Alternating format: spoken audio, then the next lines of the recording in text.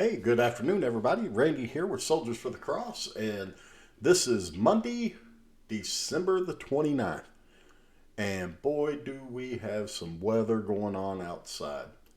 In 24 hours, it has went from 56 degrees, wind speeds between 35 and 50 to about, I'd say probably about 22, 23 degrees outside with about 2.5 inches of snow.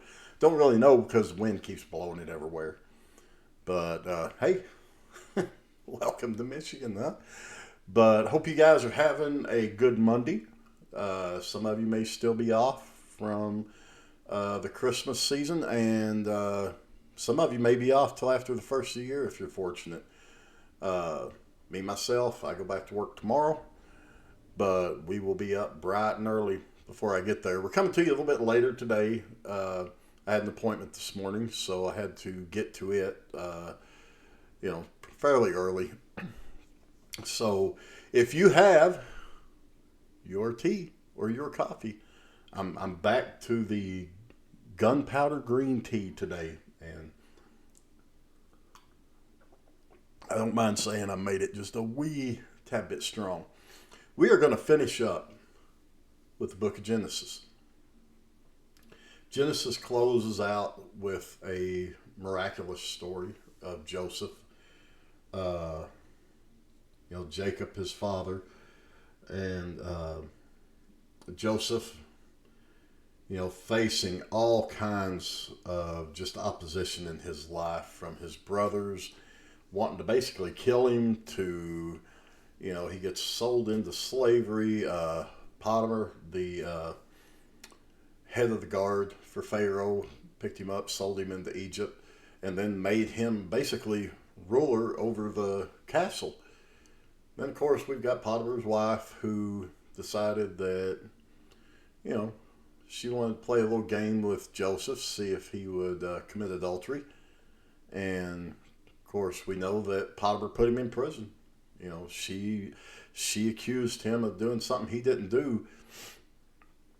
And then we have him working his way back out of prison, back up in the ranks, back up into the head of not only inside the castle, but over the entire land. The only person that outranked him was Pharaoh. This was due to his interpretation of a dream, divination of the 7 years of prosperity, 7 years of famine. Giving Pharaoh a heads up from God, Pharaoh showed his appreciation by rewarding Joseph with the highest rank that he could under him. And then we have Joseph's brothers that come to him looking for food. They come out of Canaan into Egypt during the famine. Jacob sends them. And, next thing you know, Joseph's wanting to put him in jail. He's kind of got a bittersweet moment because he recognizes them, but they don't recognize him. So then we come down to eventually, Joseph wants to see his brother Benjamin. The brothers travel back, bring Benjamin, and then eventually bring his father Jacob so that he could see him. And at this point, Joseph has revealed who he is and gave them evidence and set them up in the land of Goshen. And then as time continued by, they survived the famine. Jacob does pass. Jacob wants to be buried with Leah, with his fathers. So Joseph honors that. Pharaoh actually allows Joseph to honor that. So Pharaoh, in this instance, had a pretty kind heart. He was very generous to God's people. He respected God's people. There were divides, but that was expected in that era. So what do we get out of all this? The story of Joseph and his brothers, the themes we see here are forgiveness. We see father and son bonding. We see sibling rivalry a lot. We see brotherly love. But most of all, we see God's sovereignty. And we see God's greater good in times of suffering. And just like Joseph, We're called to forgive those who offend us, take advantage of us, treat us poorly, because the life experiences that we face are all part of God's plan to help us serve others. You take a prideful man, he's not going to do too much because he's looking for the attaboys.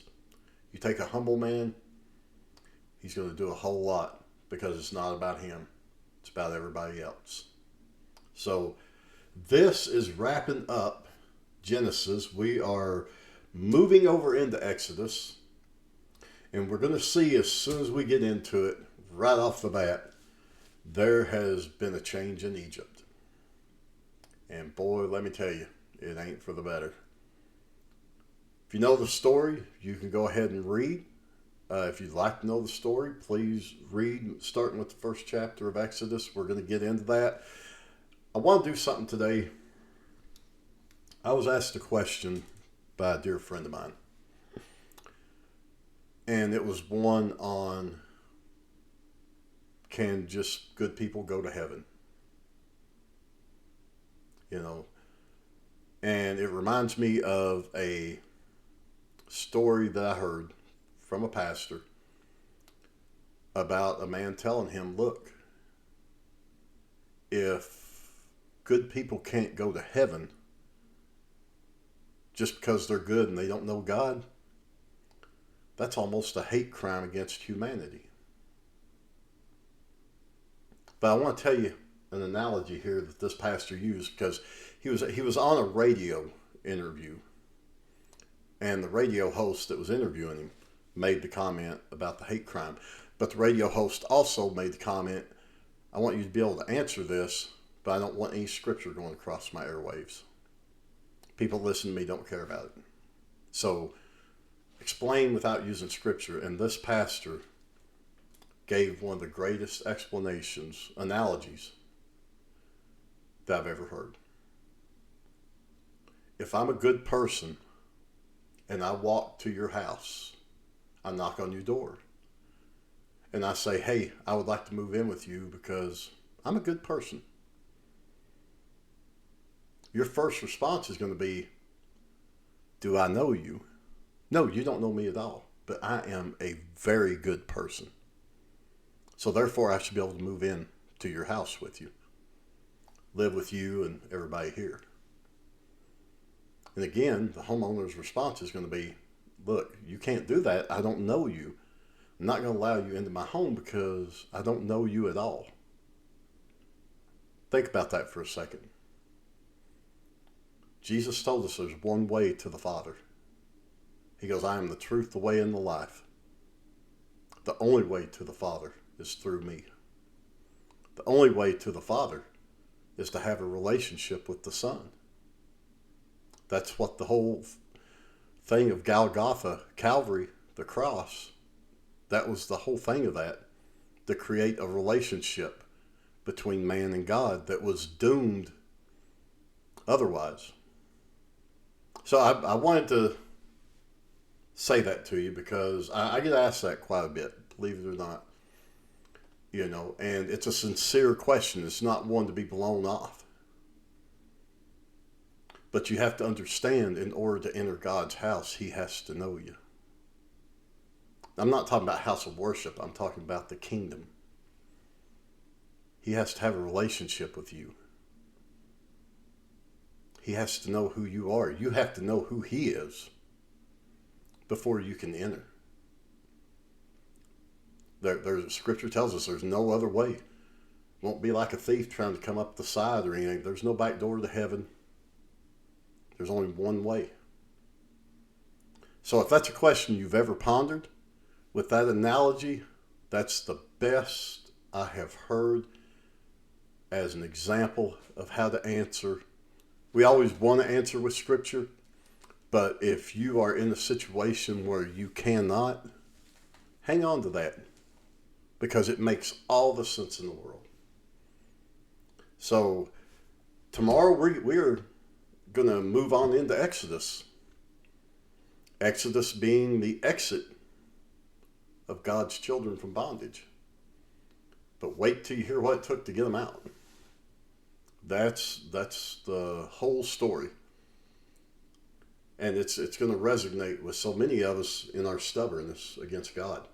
So this is Randy with Soldiers for the Cross. Thank you so much for tuning in. I hope you're having a very blessed beginning of your week. And we're just 3 short days. Two in the wake up, as we used to say in the military, from entering 2026. And we're going to have a good prayer on New Year's Eve here to enter 2026 with. So I hope you tune in. All right, guys, thank you so much for tuning in. This is Randy for Soldiers of the Cross. We love you. God bless you, and we will see you soon.